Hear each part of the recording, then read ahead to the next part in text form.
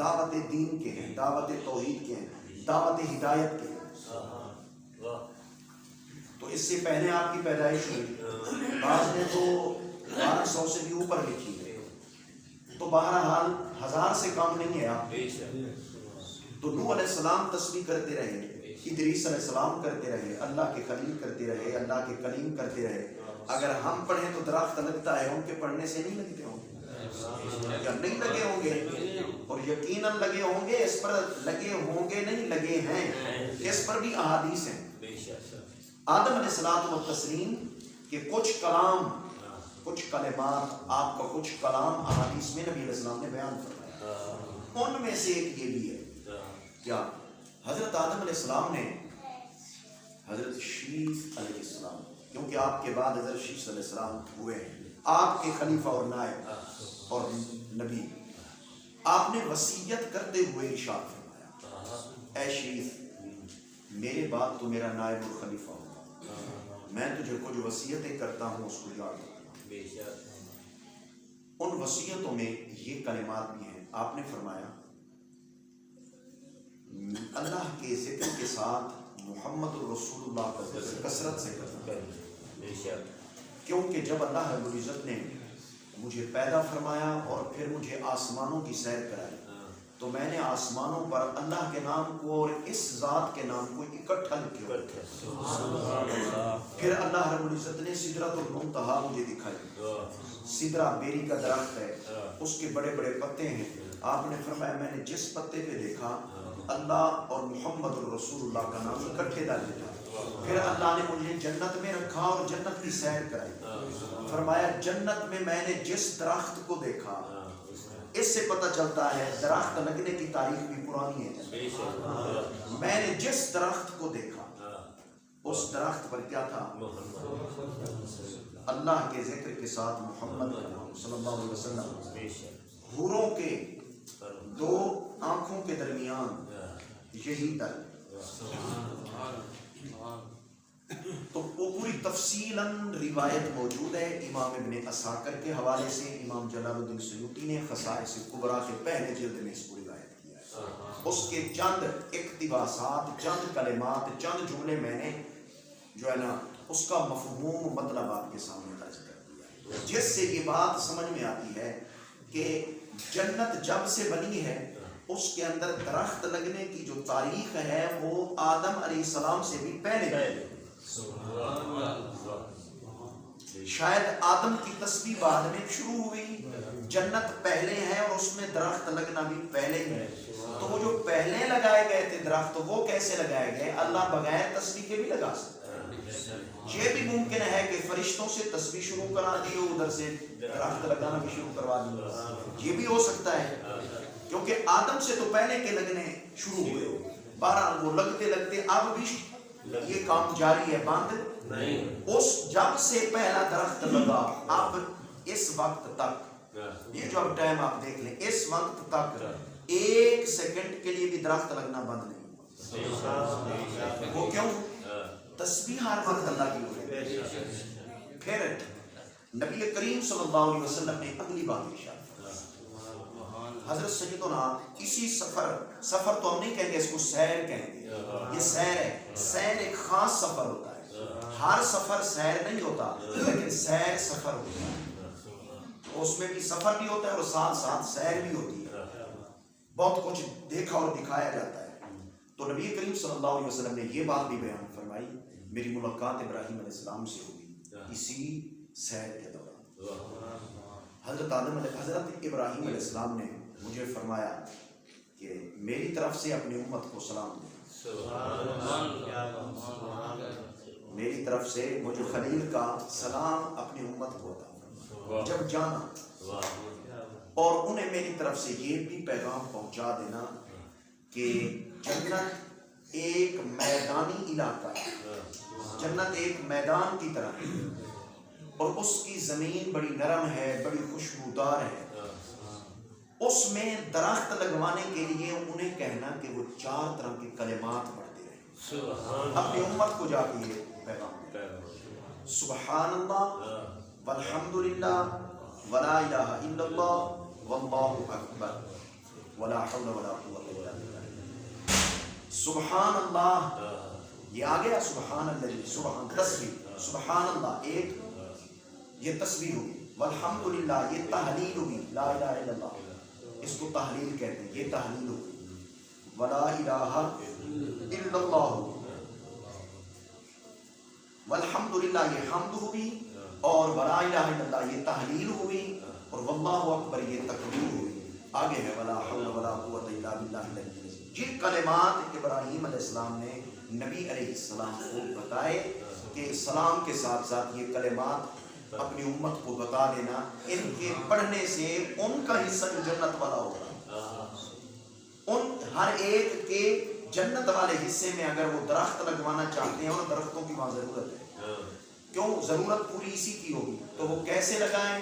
वो इधर से ये तस्बीह और तकबीर और तहलील ये कलिमात पढ़े अल्लाह की शान और अजमत के, तो उधर दरख्त लगते रहेंगे। अब कोई ये कह सकता है कि 24 घंटों में से फुला मिनट में तस्बीह अल्लाह की नहीं होती, कह सकता है? ये जो अजान है ना, ये भी 24 घंटे जारी है, अभी यहाँ नहीं है, आगे हो रही है। जैसे जैसे वक्त आगे होता चला जाएगा तो ये अजान भी आगे चलती है। तो ये अजान में अल्लाह का जिक्र है, तकबीर है या नहीं है? तो पढ़ने वाले के वो फिर दरख्त तो लगेंगे, तो सुभान अल्लाह पर भी लगेंगे ना। नमाज बंद है, अजान के बाद नमाज होती है, तो नमाज के अंदर फिर यही तस्बीहात हैं, तो ये नमाज के अंदर हो या बाहर हो, बहरहाल इन तस्बीहात से एक तो बात ये है कि ये तस्बीह की तारीख बड़ी पुरानी है, कदीम है। नंबर 2, इसके बदले में दरख्त जन्नत में लगते हैं। ये बात भी ये आजकल की नहीं है, ये 1400 साल की नहीं है, ये हजारों साल पहले की बात है। तीसरी बात इस पर नबी करीम सल्लल्लाहु अलैहि वसल्लम ने फरमाया, जब मैं इस रात जन्नत की सैर कर रहा था, मैंने जन्नत के जिस दरख्त के जिस पत्ते को देखा, हर पत्ते पर अल्लाह का नाम और मेरा नाम था।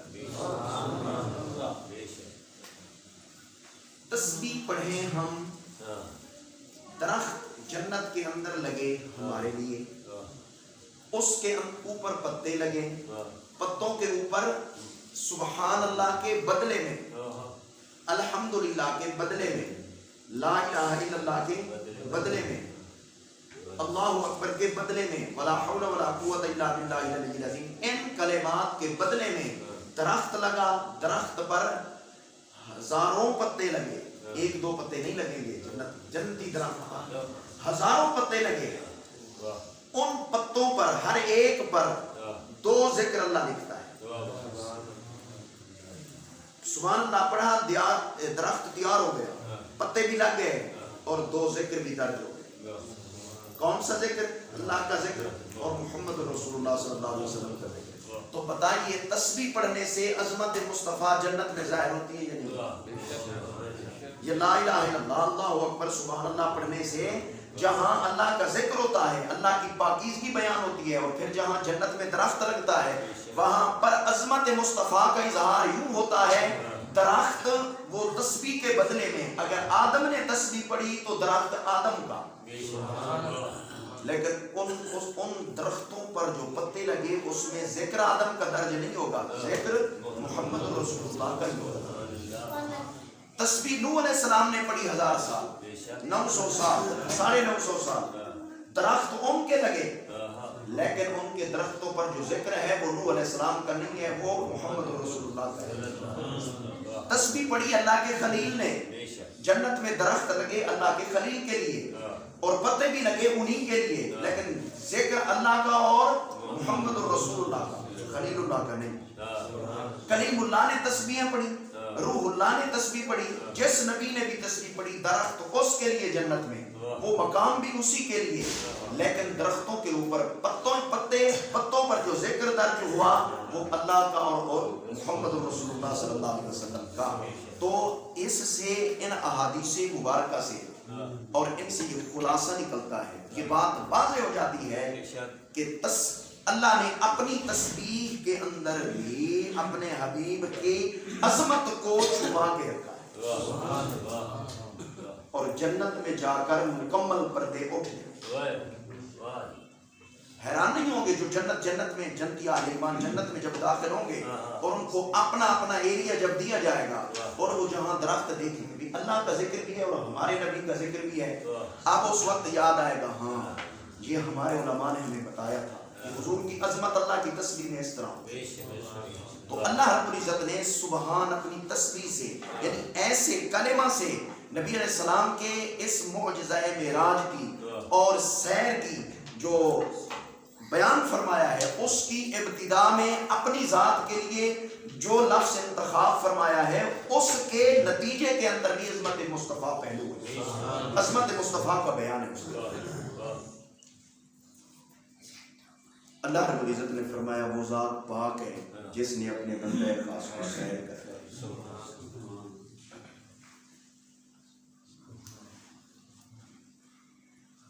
نبی کریم صلی اللہ علیہ وسلم کا نام یہاں نہیں لیا گیا، آپ کی صفت ابدیت کو یہاں بیان بنبی ہی برسولی ہی بحبیبی ہی اللہ نے نہیں فرمایا بعبدی ہی فرمایا۔ کیوں فرمایا ہے؟ اس میں بھی بڑی حکمت ہے۔ غالباً علامہ اقبال کا شعر ہے غالباً عبدہ دیگر عبدہ چیزیں دیگر، عبد دیگر عبدہ چیزیں دیگر، آن سراپا انتظار او سراپا منتظر۔ لفظ آگے پیچھے بھی شعر میں ہو سکتا ہے کیونکہ میں پڑھ رہا ہوں شاید نہیں ہوں اس لیے اور آگے پیچھے مقصد کیا وہ کہتے ہیں عبد اور ہوتا ہے عبد ہو اور ہوتا ہے، جو عبد ہو وہ اللہ کی رضا کی اور اللہ کی عطا کی انتظار میں رہتا ہے، سراپا انتظار میں رہتا ہے، اور جو عبد ہو ہے عبد ہو سے مراد اسرا بھی عبد ہی، جو عبد ہو ہے جس کی اللہ رب العزت نے اپنی ذات کی طرف اس کی نسبت کر کے میرا بندہ عبد اپنے بندے کو اللہ نے یوں نہیں فرمایا کہ اللہ نے ایک بندے کو سیر کرائی، فرمایا اپنے بندے کو سیر کرائی، وہ اپنا ہے اپنے بندے کو سیر کرائی۔ تو علامہ اقبال فرماتے ہیں عبد ہی عبد ہو چیزیں دیگر، کیسے چیزیں دیگر؟ فرمایا عبد ہو جو ہے نا وہ منتظر ہے اللہ کی ذات اس کا انتظار کرتا، یعنی عبد وہ ہے جو اللہ کی عطا کا اللہ کی رضا کا انتظار کرنے والا ہو، اور ذات مصطفیٰ وہ عبد ہیں کہ اللہ ان کا انتظار کرتا۔ کیسے انتظار؟ اللہ کیسے انتظار فرماتا ہے؟ کیا اللہ انتظار کرتا ہے؟ بالکل۔ جو بندہ بھٹک چکا ہو تو اللہ رب العزت انتظار فرماتے شاید یہ اس کا انتظار اور چیز ہے، لیکن ذات مصطفیٰ کا انتظار وہ جتنا بھی آئے یہی آئے گا نا، اس گھر میں آئے گا، ادھر تو نہیں پہنچ سکتا، ادھر ہی آئے گا، اس کی پہنچ یہاں تک۔ تو ذات مصطفیٰ صلی اللہ علیہ وسلم اللہ کے وہ عبد ہیں کہ اللہ نے اپنی طرف ان کی نسبت فرما کے پھر خود انتظار کیا ہے اور جبریل کے ذریعے بلایا۔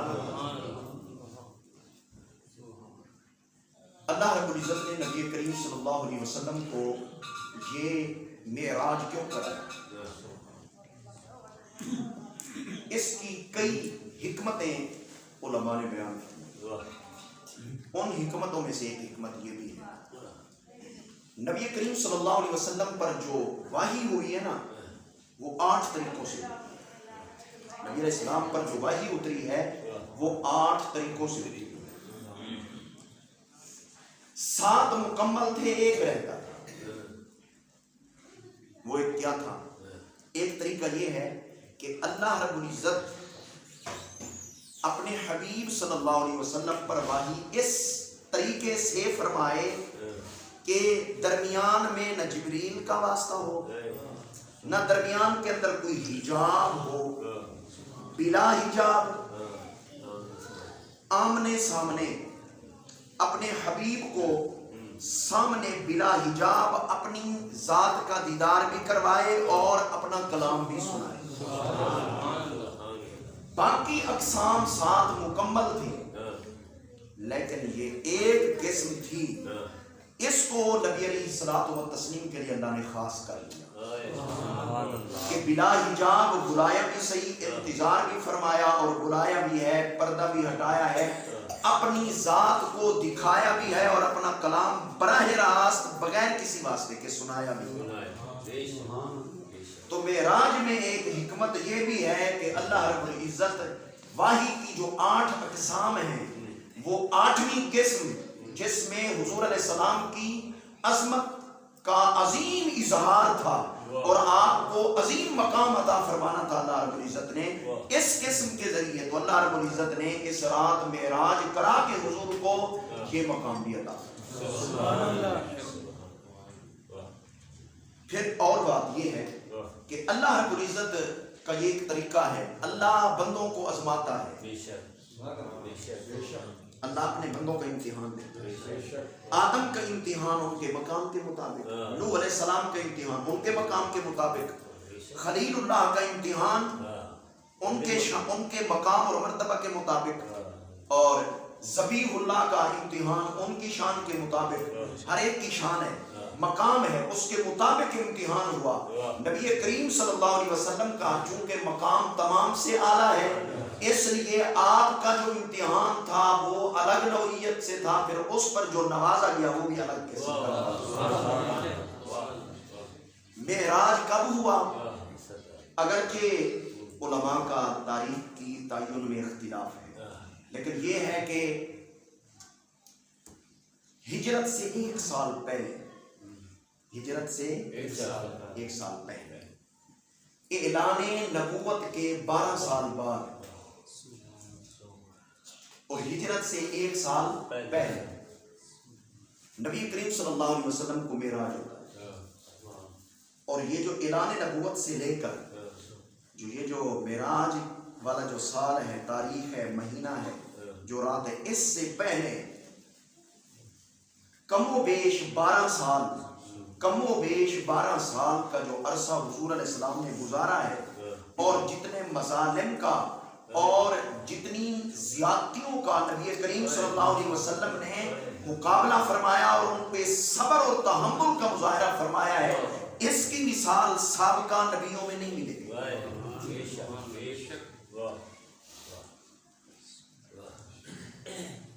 بڑی بڑی صعوبتیں آپ نے برداشت فرمائی، لیکن اللہ رب العزت کا جو پیغام ہے وہ آپ نے ان حالات میں بھی پہنچا، اور معراج کے بعد بھی کمی نہیں آئی۔ پھر اس دوران جو آپ کے جانثار تھے ان کا اس دنیا سے چلے جانا، اور جب بندہ تنہا تنہا ہو جائے، دشمن حملہ آور اور جان کے دشمن بن جائیں، اور آپ کے چچا ابو طالب جو آپ کے بہت بڑے جانثار تھے وہ فوت ہو جاتے ہیں، پھر حضرت سیدہ خدیجۃ الکبریٰ رضی اللہ تعالی عنہا، آپ جو یہ گھر میں سپورٹر بہت بڑی گھر کی وہ آپ ہی تھی، آپ کا چلے جانا یہ بہت بڑا عام الحزن کہا جاتا ہے، غم بڑا سال نبی علیہ السلام نے۔ تو ایسے حالات میں پھر جو ہے نا وہ دشمن کم نہیں ہو رہے، وہ زیادہ ہو رہے ہیں، اگرچہ ماننے والوں کی بھی ابتدا ہو چکی ہے۔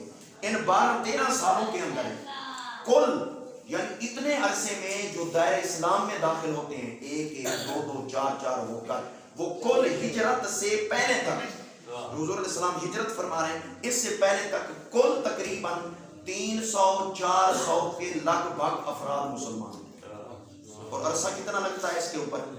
12-13-14 سال لگتا ہے۔ پھر طائف کی وادی ہے، اور طائف میں پتھر کھانا، پورے جسم کا لہو لہان ہو جانا، اور وہاں پر کوئی بھی مددگار بظاہر نہیں ہے، اللہ کی طرف سے تو انتظار ہے کہ اگر آپ فرمائیں تو یہ پہاڑ اٹھا کر ان کے اوپر ملا دیں، لیکن آپ نے فرمایا مجھے رحمت کرنے والا بنا کر بھیجا گیا ہے، نبی رحمت ہوں میں نبی رحمت ہوں، تو حضور رحمت کا مقدمہ بن کر آئے۔ تو ایسے حالات میں پریشانی، اور پھر سوئے ہوئے ہیں، اپنے گھر بھی نہیں، حفاظت کے لیے جگہ چینج کی ہوئی ہے۔ اس عالم کے اندر ایک شخصیت سو رہی ہو اور اچانک جبریل تشریف لائیں، حاضر ہو، حضور آپ کھڑے ہو جائیں، تیاری فرمائیں، اللہ بلا رہا ہے آپ کو. تو یہ 12 سال کے جو غم اور پریشانی ہے یہ دور ہو گئی یا نہیں؟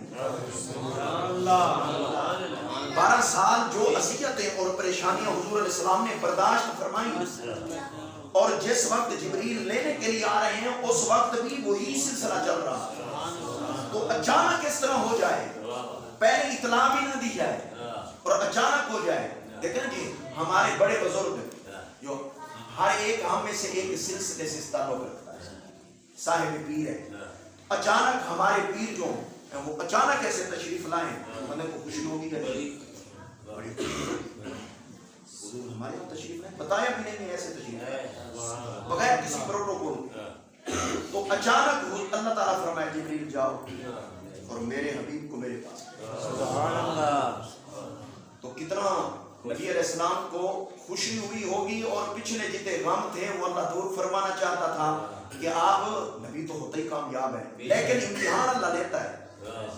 زمانے کو دکھانے کے لیے اللہ امتحان لیتا ہے، اور حضور کا امتحان اللہ نے آپ کے مقام کے مطابق لیا، اور پھر آپ کا امتحان بہت بڑا اعلیٰ تھا تو اس پر جو نوازشات ہوئی وہ بھی بہت بڑھیا. تو پھر نوازشات تو پھر ہوئی نا جی، اٹھا کر عرش سے اوپر بلا، اس لیے بھی معراج کرائی. نبی کریم صلی اللہ علیہ وسلم کا یہ سیر والا جو سفر ہے مسجد اقصیٰ سے، مسجد حرام سے مسجد اقصیٰ تک، اس کو قرآن بیان واضح الفاظ میں کرتا ہے. یہ سفر ادھر کیوں کرایا گیا مسجد اقصیٰ کی طرف؟ سیدھا مسجد حرام سے آسمان اول، پھر ثانی، ثالث، رابع، خامس، سادس، سابع، پھر جی آگے سدرۃ المنتہا ہے، اس کے بعد آگے اس طرح ہو جاتا. یہ ادھر مسجد اقصیٰ کی طرف کیوں حضور کو لے جایا گیا؟ اس کے اندر بھی بہت بڑی حکمت ہے. اگر یہ سفر نہ ہوتا مسجد اقصیٰ کی طرف تو بہت ساری چیزیں ہمارے سامنے نہ آتی. امت کے سامنے حضور کی عظمت کے پہلو اور امت کی ہدایت کے پہلو بہت سارے اس حصے سے جڑے ہوئے ہیں، وہ بھی میں عرض کروں گا، وہ ہمارے سامنے نہ آتے. ایک نمبر 2، حضور کی جو معراج کی تصدیق ہے، اگر اتنا حصہ قرآن میں واضح بیان نہ کیا جاتا اور حضور کو بھی ادھر نہ لے جایا جاتا، نہ جاتے تو پھر بیان بھی نہ ہوتا، کیونکہ حضور کو لے جایا گیا اس لیے قرآن میں اللہ نے بیان بھی فرمایا. اگر حضور کو نہ لے جایا جاتا تو جو مشرکین تھے انہوں نے آپ کے اس معجزہ جو معراج ہے اس کی تصدیق کے لیے انہوں نے آبادہ ہی نہیں ہونا تھا، انہوں نے ویسے ہی انکار کر دیا تھا. لیکن جب حضور علیہ السلام نے فرمایا میں مسجد حرام سے مسجد اقصیٰ آ گیا تھا اور قلیل ترین وقت میں واپس بھی آ گیا ہوں، اور یہ بنتا ہے 1 مہینے کا سفر. اس وقت جو سواریاں تھیں اس کے مطابق 1 مہینے کا سفر ہے. یہ 1 مہینے کا سفر اور راتوں رات یہ ہو کر واپس بھی آ گئے. اس سے پہلے تو یہ کبھی گئے ہی نہیں، یہ سفر آپ نے پہلے کیا ہی نہیں تھا. تو انہوں نے کہا نہیں یہ معذرت جھوٹ بولتے ہیں. تو اس پر اب ان کے پاس ایک طریقہ یہ تھا مطمئن ہونے کے، ان سے وہاں کے متعلق سوالات کریں کہ مسجد اقصیٰ کیسی ہے، اس کی دائیں طرف کیا ہے، اس کی بائیں طرف کیا ہے، پھر اس کے دروازے کتنے ہیں، اس کی کھڑکیاں کتنی ہیں، اس کا رنگ کیا ہے، کس طرح بنا ہوا ہے. اگر یہ واقعی دیکھ کر آئے تو بتا دیں گے، اگر نہیں تو ہمیں موقع ملے گا. یہ دیکھو ہم کہتے تھے نا یہ جھوٹ بولتا ہے، معاذ اللہ یہ جھوٹ بولتا ہے. تو ایک طریقہ تھا. تو اللہ رب العزت نے یہ سفر اس لیے کرایا کہ یہ جو مشرکین مکہ ہیں جب ان کے سامنے میرے حبیب بیان فرمائیں تو ہم ایک موقع ان کے لیے رکھ دیں کہ اگر وہ دیانت داری سے کام لیں اور وہ دشمنی سے کام نہ لیں، بغض و حسد سے کام نہ لیں، تو پھر وہ یہ سوال کریں کہ اگر آپ نے اتنے قلیل وقت میں 1 مہینے کا سفر ایک رات میں کر کے واپس بھی آ گئے تو پھر بتائیں کہ اس کا وہاں کا یہ ماحول کیسا تھا اور مسجد اقصیٰ کیسی تھی. اگر یہ پوچھیں گے اور میرے حضور جواب دے دیں گے تو پھر وہ سوچنے پہ مجبور ہو جائیں گے کہ یار پھر سچی پھر تو یہ صحیح بات ہے، ہمارے سوالوں کے جواب ٹھیک دے رہے ہیں، اور وہ پھر اس طرح ہوا بھی صحیح. یعنی ایک موقع دیا گیا، چاہے انہوں نے اس موقع کو ضائع کر دیا، لیکن موقع اللہ رب العزت نے دیا کہ شاید یہ مان لیں. تو یہ ایک تصدیق کا ایک موقع دینے کے لیے اللہ رب العزت نے اپنے حبیب کو مسجد حرام سے اوپر سیدھا نہیں بلکہ مسجد اقصی کی طرف سفر کرایا۔ نمبر 2، مسجد اقصی کی طرف اس لیے بھی سفر کرایا گیا کہ اللہ رب العزت کا ارادہ تھا، میں نے عالم ارواح میں اپنے نبیوں سے عہد لیا کہ جب وہ تشریف لائے نا تو ان پر ایمان بھی لانا ہے اور ان کی تصدیق بھی کرنی ہے۔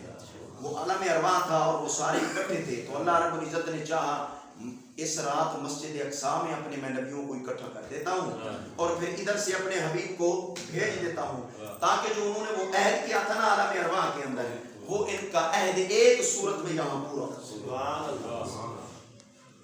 تو حضور وہاں تشریف لے گئے، اگر وہاں تشریف نہ لے جاتے تو پھر انبیاء بھی نہ آتے وہاں، پھر آپ کے پیچھے ان کو نماز پڑھنے کا شرف بھی حاصل نہ ہوتا۔ تو یہ شرف بھی ان کو دینا تھا کہ ایک نماز وہ آپ کے پیچھے بھی پڑھ لیں، اور یہ ایک ایسی نماز ہو کہ اس میں مقتدی بھی نبی اور امام بھی نبی، باقی کوئی اور ہے ہی نہیں، ماں سوا جبریل کے یا کچھ فرشتوں کے، باقی کوئی انسان اس میں شامل نہیں تھا۔ اللہ نے ایک موقع انبیاء کو یہ عطا فرما دیا کہ ان کو حضور کے پیچھے نماز پڑھنے کا شرف بھی عطا فرما دیا، اور آپ کو ان کا امام بننے کا جو ایک مقام اور عظمت اللہ نے رکھی تھی اس کا یہاں اظہار بھی ہو گیا، اور ساتھ ساتھ مشرکین مکہ کے لیے تصدیق کی ایک راہ بھی اللہ نے ہموار کی۔ نبی کریم صلی اللہ علیہ وسلم عشاء کی نماز پڑھ چکے، یہ اب حدیث چند احادیث کا خلاصہ عرض کر رہا ہوں۔ عشاء کی نماز، ابھی نمازیں فرض نہیں ہوئی، حضور نمازیں پہلے پڑھتے، نمازیں تو آج رات فرض ہوئی تھی، یعنی آج رات سے مراد یہ معراج والی رات اللہ نے فرض فرمائی اور آپ لے کر آئے 5 نمازیں، 50 میں 5، لیکن حضور یہ 5 نمازیں انہی اوقات میں پڑھیں۔ سبحان اللہ، نبی کو نمازوں سے اتنا پیار تھا، فرض بعد میں ہوئی ہیں پڑھ پہلے رہے۔ اللہ کو بھی اس نماز والی عبادت سے اتنا پیار ہے کہ وہ اپنے حبیب کے ذریعے فرض بعد میں فرما رہا ہے، پڑھوا پہلے رہا ہے۔ اس سے ہمیں نماز کی اہمیت اور عظمت کو سمجھنا چاہیے۔ مومن کی معراج، ہاں تو یہ معراج ایسے نہیں ہے، اس میں بڑے راز ہیں۔ عشاء کی نماز پڑھی، حضور سو گئے، جبریل آئے، عرض کی آئیے آج آپ کو سیر کرانی اللہ نے بلایا ہے۔ نبی علیہ الصلوۃ والتسلیم کھڑے ہوئے، اب وہ مقررین جو جو بیان کرتے ہیں وہ میں نے بیان نہیں کرتا، تو آپ انتظار میں بیٹھے ہوں گے، وہاں بھی وہ کچھ وہ بھی چیزیں ہوں گی، میں نے جو پڑھا ہے میں وہ عرض کروں گا، احادیث میں جو پڑھا ہے وہ عرض کروں گا۔ حضور علیہ السلام نے نماز پڑھی، تشریف فرما ہو گئے۔ ایک روایت میں ہے کہ حضرت ام کے گھر میں، ایک روایت میں ہے حتیم کعبہ میں، حتیم دیکھا جو باہر والی دیوار ہے کمرے کے ساتھ، وہاں حضور تشریف فرما تھے۔ یہ بھی ہو سکتا ہے پہلے وہاں تھے پھر ادھر تشریف لائے ہوں، یہ بھی ہو سکتا ہے، دونوں روایتوں میں مطابقت یوں بھی ہو سکتی ہے، وہاں ہو یہاں ہو یہ کوئی مسئلہ نہیں ہے۔ نماز پڑھ گئی شاہ والی، وہاں تشریف لے گئے ہوں، پھر جیسے اللہ نے چاہا بیدار کر دیا اور پھر ادھر تشریف لے کے آئے ہوں، یا جبریل علیہ السلام ادھر لے کے آئے ہوں پھر ادھر جی حتیم میں تشریف لائیے، حتیم میں تشریف لے کے آ گئے، تو ایک حدیث میں حتیم کا ذکر آ گیا، ایک حدیث میں ام ہانی کے گھر کا ذکر آ گیا، تو دونوں میں کوئی ایسا معاملہ نہیں ہے کہ ٹکراؤ ہو۔ بہرحال یہاں تشریف لائے، آپ کے قلب مقدس کو چاک کیا، سینے مقدس کو چاک۔ اچھا ان کو کس نے کہا تھا؟ جس نے بھیجا تھا، چاک کیا، آپ کے قلب مبارک کو نکالا، معاملہ قلبی تھا تو قلب مبارک کو نکال کر سونے کے تشت میں رکھا، اور پھر ماء زمزم سے اس کو دھویا، زمزم کے پانی سے دھویا۔ اب وہ زمزم والا پانی جو قلب مصطفیٰ کو لگا پھر وہ کدھر گیا؟ وہ پانی کنویں میں ہے، یعنی اس ماء زمزم کو جیسے جبریل حضرت اسماعیل کی ایڑیوں کے لگنے کا شرف حاصل ہے، یہ جبریل کے پر لگنے کا شرف حاصل ہے، نبی علیہ السلام کے قلب مبارک کو مس ہونے کا شرف نعرہ تکبیر، نعرہ رسالہ، نعرہ تحقیق، نعرہ حیدری، نعرہ غوثیہ، नबूवत जिंदाबाद, नारे खत्म नबूवत जिंदाबाद जिंदाबाद। फकत कल्ब मुबारक नहीं, नबी करीम सल्लल्लाहु अलैहि वसल्लम ने हदीस मुबारक है, मैंने इसको पढ़ा है, बाहवाला इसको पढ़ा है। इसमें यह है कि नबी करीम सल्लल्लाहु अलैहि वसल्लम ने एक मर्तबा पानी का डोल बर्तन इससे भरवाया, ठीक है, फिर एक घूंट भरा, फिर उस पानी की कुल्ली फरमाई अंदर मुंह में डालकर, फिर उस पानी को फरमाया इसको अब आप कुएं के अंदर डाल। तो इसमें लुआब मुस्तफ़ा का फैज़ भी मौजूद है, इसमें कल्ब मुस्तफ़ा जो गुस्ल दिया गया वो शर्फ भी इसको हासिल है, सैयदना इस्माइल अलैहिस्सलाम का फैज़ान भी मौजूद है और जिब्रील के परों का फैज़ और बरकतें भी इसमें। इसलिए इस जैसा पानी ज़रूर ज़मीन पर कोई और नहीं, बल्कि इसकी जो बरकतें हैं अगर इसका एक कतरा किसी और गिलास में डाल दें तब भी बरकत खत्म नहीं होगी, वो उसी तरह ही रहेगी, खत्म नहीं होगी। ये इस पानी को ये बरकत है, और इस रात ये बरकत एक इजाफी बरकत और हासिल हो गई कि उधर एड़ी मिली थी, इधर कल्ब मुस्तफा में धोया, फिर फिट कर दिया, और अल्लाह रब्बुल इज्जत की तरफ से इल्म और हिकमत इसके अंदर भर दिया।